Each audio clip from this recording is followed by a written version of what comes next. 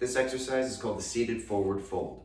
Our target here is the lower back and the hips. We're going to be experiencing some flexion out of the lower back and the hips with this one. So we're going to start by sitting in a chair. Ideally, you're not going to be leaning back into the chair. We're going to be sitting either in the middle or more towards the forward edge of that chair. Okay? So start with both feet planted on the floor, and we're going to begin with our hands on our knees.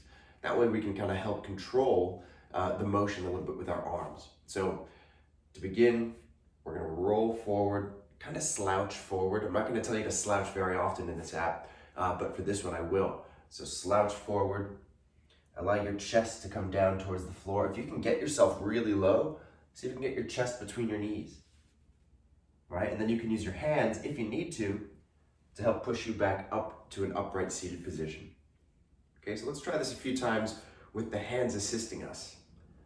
Going down as low as you can, stopping if you feel any discomfort, or if you feel a nice stretch in the back, you can hang out here and push back up. Let's coordinate this a little bit with our breathing now. So take a deep breath in, exhale, and lower down as low as you can go. Inhale on the way back up.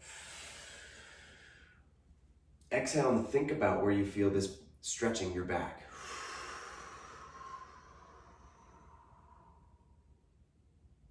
Inhale and back up. And now let's try something a little bit different. Instead of using our hands on our knees, I'm going to have you walk your feet apart just a little bit to create a little more space between the knees. And I want you to reach your hands for the floor. Okay, so now we're going to take a deep breath in. Exhale and lower down towards the floor. Notice we're going to be able to get a little bit further. And now I can place my hands on the floor and help with that last little bit of range of motion. Exhale all the way out. And inhale to bring it back up to an upright seated position.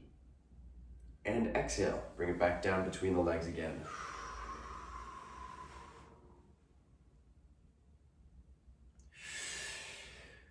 Inhale and back up.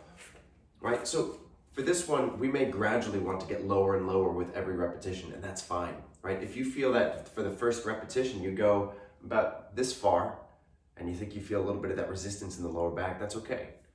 Hold it there for a second, bring it back up, and see if you can get a little further each time, right? If you can get an improvement in your range of motion, even if the symptoms stay the same, that's still a win. So if this exercise feels productive and you feel like you're able to see some improvements, make sure you add it to your library by pressing the plus sign.